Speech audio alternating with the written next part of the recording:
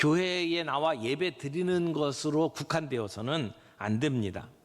우리의 믿음과 신앙은 우리의 가정에서, 또 우리의 직장에서, 또 시장 바닥에서 우리의 믿는 신앙이 드러나야 합니다. 우리가 예배를 드리며 만난 하나님, 우리의 골방 가운데 기도하는 가운데 만난 하나님은 우리의 시장 속에서도 동일하게 만나 배워야 하는 분이라고 생각을 합니다. 우리 주일 예배를 통해서, 또 새벽 기도회를 통해서 우리가 하나님 앞에 예배를 드립니다. 동시에 우리는 우리의 가정에서, 직장에서, 우리의 삶으로 하나님께 예배를 드리는 사람들이 되어야 합니다. 어떻게 보면 하나님이 없어 보이는 듯한 우리의 삶의 현장이 사실은 우리의 신앙을 확인할 수 있는, 우리 영성이 완성되는 그러한 자리라고 말할 수 있을 겁니다. 여러분, 우리가 살고 있는 세상을 보십시오. 지금도 계속해서 뉴스에 나오는 그 세상의 모습들, 정치를 보게 되면 늘 다툼과 싸움밖에 없는 그러한 모습 속에 과연 하나님이 계십니까? 거기 하나님을 두려워하는 그런 그리스도인 정치인의 모습이 보입니까? 치열하게 삶을 살아가는 시장 바닥에 하나님을 믿는 신앙을 가진 그러한 그리스도인들이 보입니까? 하나님이 없다고 이야기하는 이 세상 속에서 하나님을 믿는 우리들은 과연 어떻게 살아야 할까요? 오늘 베드로가 전해준 이 메시지를 통해서 우리의 정체성을 붙잡고 능력 있게 살아갈 수 있는 그러한 신앙의 지혜를 우리가 함께 얻을 수 있기를 바랍니다. 첫 번째는 그리스도와 같은 마음으로 갑옷을 삼으라 말씀하셨습니다. 4장 1절 보겠습니다. 그리스도께서 이미 육체의 고난을 받으셨으니 너희도 같은 마음으로 갑옷을 삼으라. 이는 육체의 고난을 받은 자는 죄를 그쳤음이니. 여기 생소한 단어 하나가 등장을 하죠. 갑옷이라고 하는 단어예요. 갑옷을 삼으라. 갑옷을 삼으라는 게 뭐예요? 갑옷은 평상복이 아니에요. 전투복입니다. 전쟁할 때, 싸울 때 입는 옷이에요. 우리 군대에서도 군인들이 입는 옷이 있잖아요. 작업복이 있고 전투복이 있어요. 정장이 있고요. 근데 전투복은 전쟁을 치르기 위해서 싸움을 할 때에 입는 옷입니다. 그러니까 다른 옷하고 전혀 다르죠. 재질도 다르고 질감도 달라요. 근데 여기서 갑옷을 삼으라 라고 하는 얘기는 뭐죠? 무장을 하라, 그런 얘기죠. 싸우기 위해서, 전쟁터에 나가기 위해서는 그 전쟁에 필요한 그런 무장을 해야 합니다. 전투태세를 갖추어야 합니다. 우리가 세상에 들어갈 때에 그렇게 전투태세를 갖추어야 한다라고 이야기를 하는 겁니다. 지금 고난이 다가옵니다. 환란의 회오리바람이 서서히 우리 성도들에게 다가옵니다.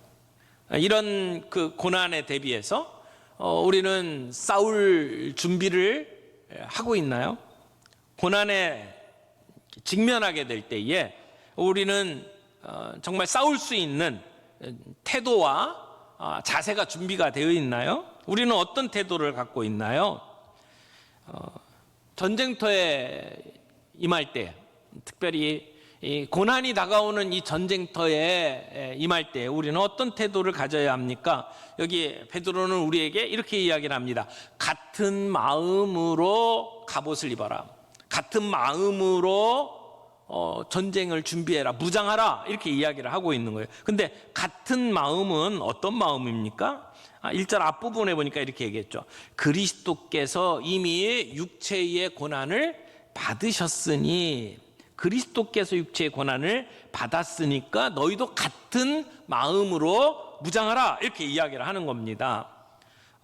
예수 그리스도께서 선을 행하시면서 고난을 당하셨던 그 마음으로 무장하라고 이야기를 한 겁니다. 지금 핍박의 그림자가 점점 이렇게 다가오는 이 시대에 베드로는 믿음을 가진 성도들에게 이렇게 이야기를 하는 겁니다. 고난을 두려워하지 말아라. 오히려 복으로 생각해라. 왜냐하면 예수님이 우리에게 몸소 보여주시지 않았냐. 우리가 지난주에도 정리했던 내용이에요. 예수님이 그렇게 사셨다. 예수님이 몸소 그렇게 보여주시지 않았냐. 의를 위하여, 하나님의 뜻을 위하여 고난을 받으셨다. 그래서 선을 이뤘다. 그러므로 이 땅에 우리가 예수님의 제자라고 한다면 예수님과 같은 마음으로 우리에게 다가오는 고난에 대해서 복으로 여기고 그것을 견뎌야 된다고 이야기를 하는 겁니다. 예수님은 죄 없는 분이십니다. 그분이 고난을 당하신 이유가 뭡니까? 불의한 우리를 위해서, 우리의 죄를 대신 지기 위해서 예수님께서 고난을 받으셨어요. 근데 그 고난이 왔을 때 예수님은 불평하지 않았습니다. 남의 탓을 하지 않았습니다. 이 고난이 하나님으로부터 온다고 하는 사실을 알고 있었기 때문에 이 고난을 기꺼이 받아들이셨습니다. 그 예수님의 십자가 때문에 우리가 구원받았습니다. 그리고 그 예수님의 부활하심이 오늘 우리의 능력이 되었습니다. 그러므로 예수님께서 고난을 통해서 선을 이루셨던 것처럼, 고난을 통해서 하나님의 뜻을 이룬 것처럼 우리도 그런 마음을 가지고 이 전쟁에 임해야 한다. 예수님께서 고난을 받으셔서 그 고난을 거쳐서 영광을 받으신 것처럼, 그래서 고난을 통해서 우리를 구원하시는 일을 감당하셨던 것처럼, 그 고난을 통해서 죄를 승리하셨던 것처럼 우리가 그 고난을 하나님의 뜻으로 받고 기꺼이 감당하는 자세, 오늘 이것이 필요하다고 이야기를 하는 겁니다. 그러므로 고난이 우리에게 다가옵니까? 두려워하지 말아라. 우리가 선을 행할 때 고난이 다가오느냐 이상하게 여기지 말아라. 그렇게 선을 행하면서 고난을 겪게 될 때에 사실은 그것으로 우리 사회를 살리게 되고 그것으로 의를 이룰 수가 있다. 왜? 예수님이 그렇게 하셨으니까. 그래서 지금 베드로는 이 고난 속에 살아가고 있는 성도들에게 권면을 할 때마다 예수님 이야기를 하는 거예요. 예수님이 그랬다.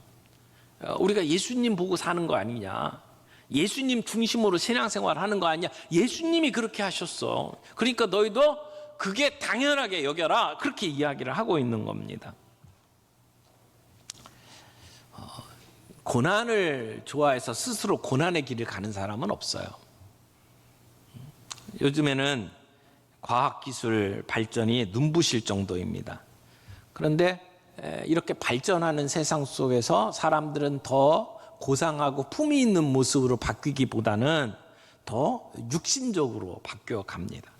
자기의 육체를 신처럼 떠받들면서 살아갑니다. 자기의 육신을 위해서 수많은 돈을 투자를 합니다. 예전에는 고생은 사서 한다. 젊었을 때는 고생도 사서 한다. 뭐 이런 얘기를 하지 않았습니까? 그런데 요즘에 그런 이야기를 하는 사람이 없어요. 물론 필요 없는 고생을 사서 할 필요는 없어요. 그러나 고난이 다 나쁜 것만은 아닙니다. 때로는 우리를 성숙시키기 위해서 그런 고난의 시간들이 필요합니다. 가치 있고 의미 있는 일을 위해서 때로는 그 힘든 과정들을 거치는 것이 필요합니다. 땀 흘리고 수고했을 때에 귀한 열매가 있습니다. 세상의 이치가 다 그렇지 않습니까? 그냥 놀고 먹는데 귀한 열매가 있지는 않습니다.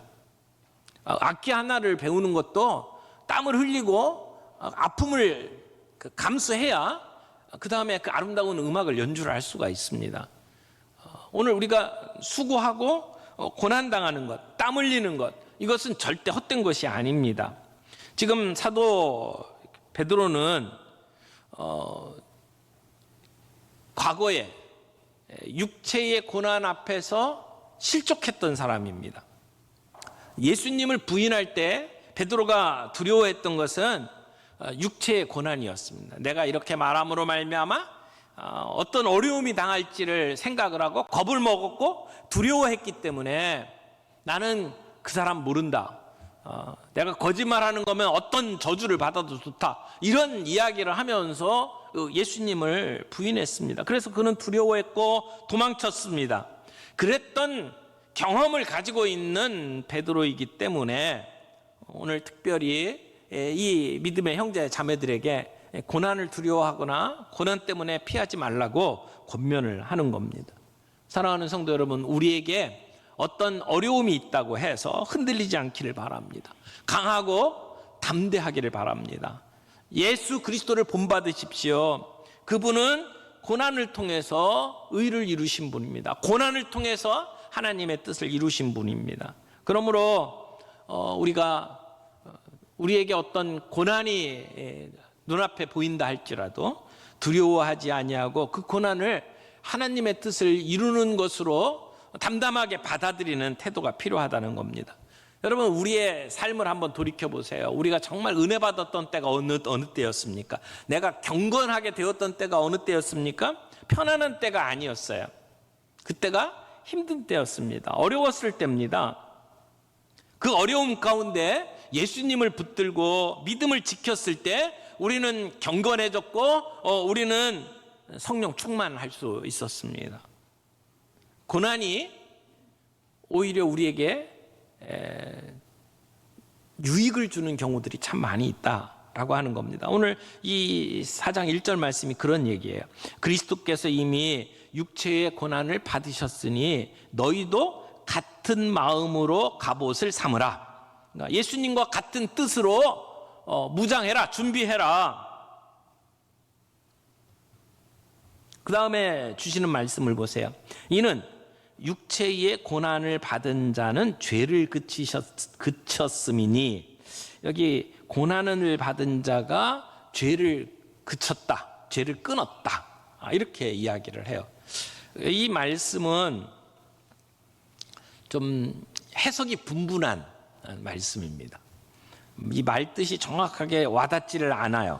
육체의 고난을 받은 자는 죄를 그쳤다, 죄를 끊었다. 근데 어떤 분들은 이 말씀을 우리가 육체의 고난을 받게 되면 죄에서 이렇게 멀어진다, 죄를 끊어낸다. 그래서 육체의 고난을 받는 게 도움이 된다, 이렇게 해석을 하는 분들도 있고요. 여기 육체의 고난을 받은 자가 우리를 이야기하는 게 아니라 예수님을 이야기하는 것으로 해석을 하는 분들이 있어요.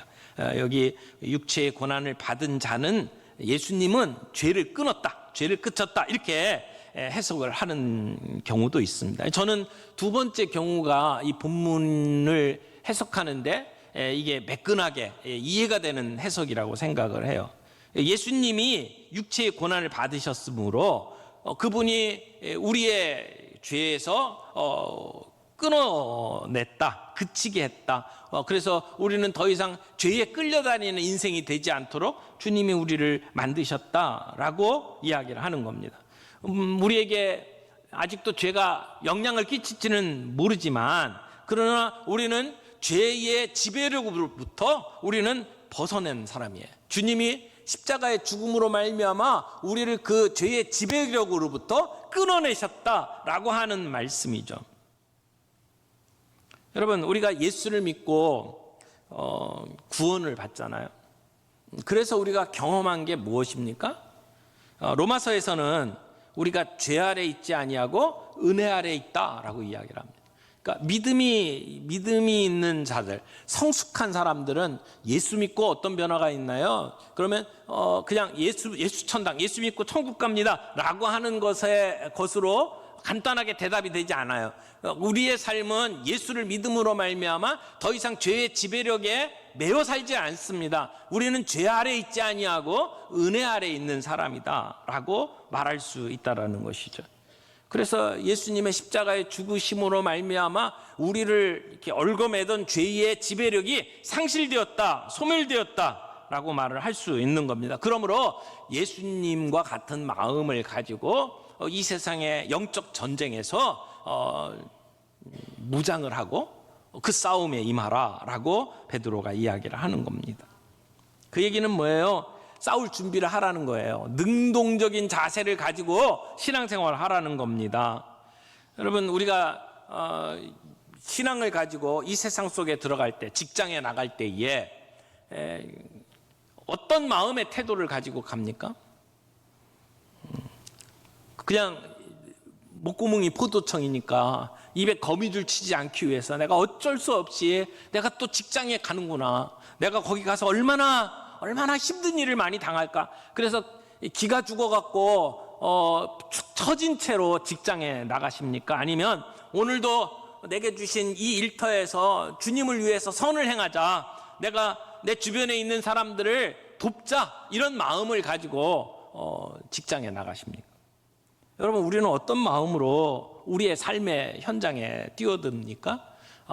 어쩔 수 없이 불편한 마음으로 참 그 의기소침한 가운데 이미 패배를 직감한 마음으로 그러면서 이 세상에 나가고 있습니까? 아니면 주님이 이미 이루신 그 일들을 바라보며 비록 내가 그 직장 가운데 힘든 일이 있고 삶에 고난이 있다 할지라도 주님의 마음을 가지고 내가 그곳에 들어가고 있습니까? 오늘 베드로는 우리에게 이야기를 합니다. 우리의 삶의 현장 속에서 긍정적이고 그리고 준비된 마음을 가지고, 무장된 마음을 가지고 임하라 라고 이야기를 하는 것입니다. 두 번째는 육체의 남은 때를 하나님의 뜻을 따라 살아라 라고 말씀을 합니다. 2절 말씀 보겠습니다. 2절에 보면 그 후로는 다시 사람의 정욕을 따르지 않고 하나님의 뜻을 따라 육체의 남은 때를 살게 하려 함이라. 여기 육체의 남은 때라고 이야기를 하죠. 이 베드로는 편지를 쓰면서 처음부터 계속해서 이 때에 대해서 아주 민감하게 이야기를 합니다. 때에 대한 이야기가 참 많아요. 여러분, 베드로전서 1장 5절 말씀을 좀 보겠습니다. 1장 5절에 보면 너희는 말세에 나타내기로, 여기 말세라고 나오죠. 말세에 나타내기로 예비하신 구원을 얻기 위하여 믿음으로 말미암아 하나님의 능력으로 보호하심을 받았느니라. 우리가 믿음으로 말미암아 하나님의 능력으로 우리는 보호하심을 받았다라고 얘기하는데, 그때가 언제예요?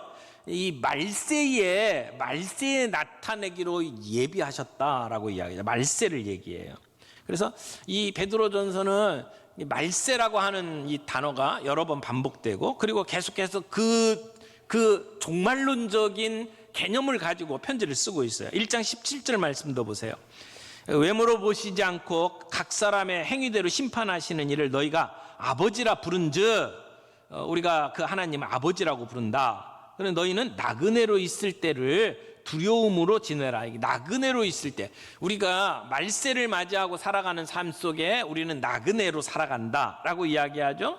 그 나그네로 살아가면서 1장 20절도 보세요. 그는 창세전부터 미리 알림 바 되시니나 이 말세에 너희를 위하여 나타나신 바 되었으니, 여기도 또 말세가 나와요. 그리고 조금 아까 우리가 이야기했던 육체의 남은 때, 이것도 말세를 이야기하는 겁니다. 말세가 뭘까요? 말세. 요즘에 세상이 어지럽고 참 험악한 일들이 벌어질 때마다 말세야 말세, 이런 이야기들을 많이 하지 않습니까? 말세가 언제예요? 성경에서 말하고 있는 말세는요, 예수님이 이 땅에 오신 때부터 다시 오실 때까지를 말세라고 이야기를 해요. 예수님이 성육신을 하신 그때, 그리고 예수님이 다시 재림하실 그때까지를 통틀어서 말세라고 성경은 이야기합니다. 그러니까 오늘 우리들이 살아가는 이 시점이 말세라고 이야기를 하는 거죠. 근데 역사를 주관하시는 하나님의 시각에서, 관점에서 우리가 보게 되면 우리는 종말의 시간을 지금 보내고 있는 거예요. 말세를 보내고 있는 거죠. 그래서 이 말세에 다가오는 고난의 그림자를 내다보면서 베드로는 이 고난이 올 때에 우리가 어떤 태도를 가지고 이 고난을 직면해야 되느냐, 예수님과 같은 마음으로 그렇게 이야기를 하는 거죠. 그래서 이 말세를 살아가는 성도들에게 그 고난을 어떻게 대비해야 되느냐라고 하는 것을 이야기하기 위해서 이 편지를 쓰는 거잖아요. 그러므로 이 말세는 고난이 항상 우리 옆에 다가온다라고 하는 것을 생각해야 돼요. 우리가 고난을 만났을 때 당황하는 이유 가운데 하나가 고난이 없을 거라고 생각하기 때문에 더 당황을 해요. 예수 믿으면 우리의 삶에 어려움이 없고 고난이 없을 거다 생각을 하는 사람들이 꽤 있죠. 그런데 우리 안에 고난이 있어요. 그러면 당황합니다. 근데 우리가 험한 인생길을 가는 동안, 특별히 말세를 살아가는 동안 우리의 인생에는 늘 고난이 있다는 사실을 기억할 필요가 있어요. 그런데 여기 육체의 남은 때라고 할 때 이 때가 헬라어로 크로노스라는 단어를 사용해요. 근데 뒤에도 또 때가 나와요. 3절 말씀 보세요. 2절부터 3절까지 다시 읽겠습니다. 2절, 그 후로는 다시 사람의 정욕을 따르지 않고 하나님의 뜻을 따라 육체의 남은 때를 살게 하려 함이라. 너희가 음란과 정욕과 술 취함과 방탕과 향락과 무법한 우상 숭배를 하여 이방인의 뜻을 따라 행한 것은, 그 다음에 뭐라고 했어요? 지나간 때로 족하다. 여기도 지나간 때가 나와요. 이 때 둘 다 크로노스라고 하는 단어를 사용하죠.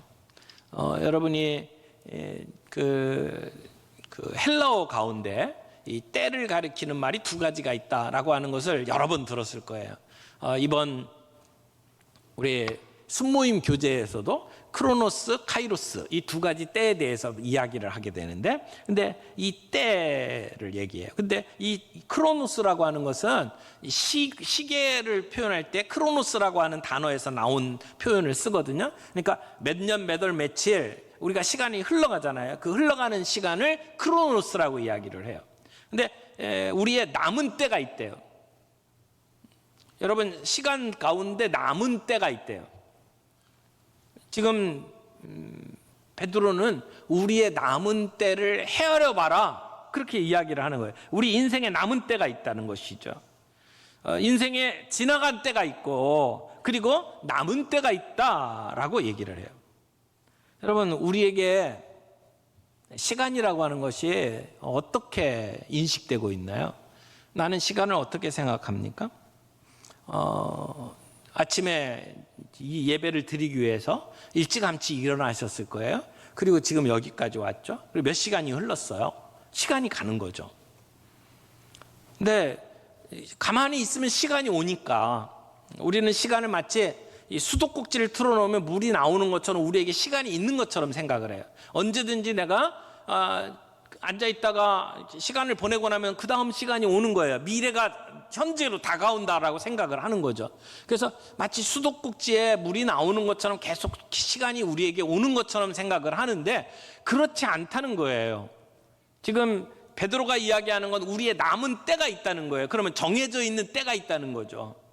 사랑하는 성도 여러분, 우리의 삶 속에 이런 고난이 있고 비난이 있다는 것을 우리는 인지하고 세상이 우리에게 이런 압력을 가할 때에 우리는 마지막 심판대에 하나님 앞에서 우리가 직고할 것을 생각을 하면서 극복해야 된다라고 이야기를 하고 있는 겁니다. 5절 보세요.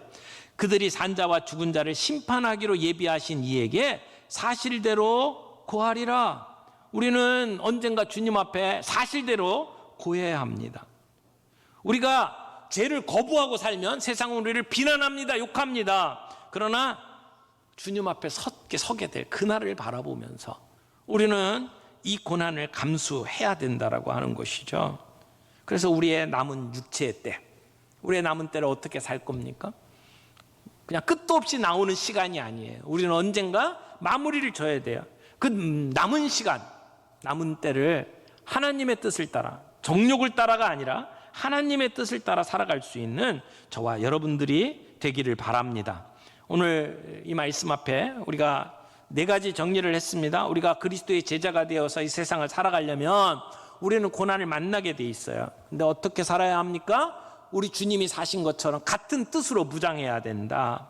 또 시간이 얼마 남지 않았다는 것을 기억하면서 살아가야 한다. 그때 우리는 하나님의 뜻을 따라 그 남은 때를 살아야 한다. 세상의 유혹과 세상의 그 압력에 우리가 무너지지 아니하고 언젠가 주님 앞에 서게 될 날 그 마지막 때를 생각하면서 오늘 우리는 이 모든 그 싸움을 승리로 살아갈 필요가 있다. 오늘 주님이 우리에게 주시는 말씀입니다. 사랑하는 성도 여러분, 우리에게 고난이 있더라도 이상하게 여기거나 놀라지 않기를 바랍니다. 오늘도 우리의 남은 때를 정욕이 아니라 하나님의 뜻을 따라 살아가는 저와 여러분들이 되기를 바랍니다.